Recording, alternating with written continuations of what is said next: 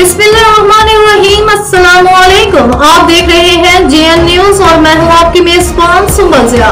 Bulletin का बाकायदा आगाज करते हैं और शामिल करते हैं अब तक की अहम तरीन खबर शामिल करते हैं बहावलपुर से, जहां हमारे ब्यूरो चीफ मजीद आबिद की रिपोर्ट के मुताबिक चोलिस्तान जंगलात के टम्बरों से लोडेड कंटेनर की इंक्वायरी का मामला chief conservator first RM circle Lahore Chaudhry Abid Gondal के हुक्म पर और conservator and additional chief conservator Punjab Gohar Mushtaq की हिदायत पर आज DFO शाहिद हमीद, DFO जंगलात चोलिस्तान राव रिजवान के साथ जंगलात ऑफिस यजमान पहुंचे और इंक्वायरी की और जाए नेरेवाला चोलिस्तान का मीडिया टीम के साथ विजिट किया। चोलिस्तान नेरेवाला से लाखों के टम्बर जंड वगैरह काटे हुए साबित हो गए।